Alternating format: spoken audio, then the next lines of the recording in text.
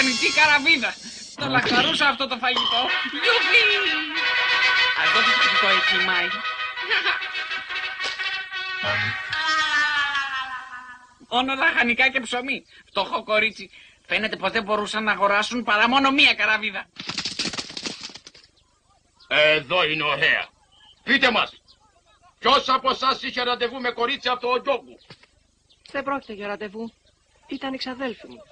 Ξαδέλφη, εξηγήσου καλύτερα. Μα λέω την αλήθεια. Τα χέρια μου τρέμουν. Τα μπράτσα μου τρέμουν από χαρά.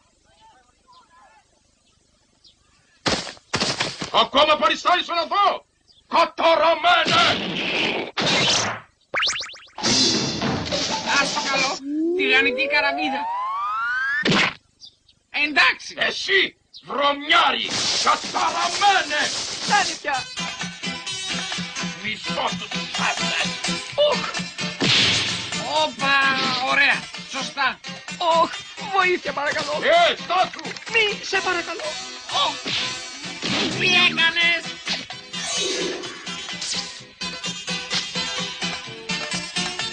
Σταμάτα, φτάνει.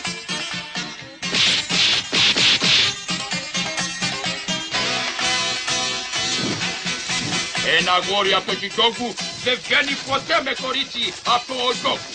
Μάθε να φέρεσαι αν θέλεις να μείνεις σε αυτό το σχολείο.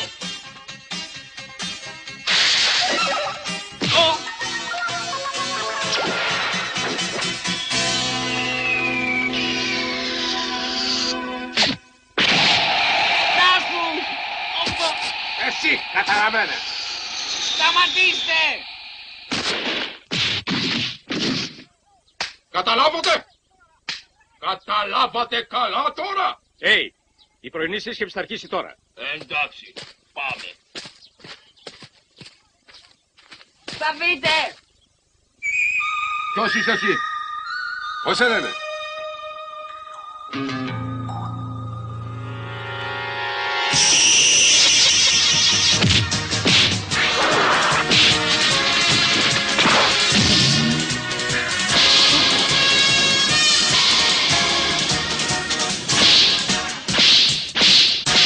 Συγχωρείτε.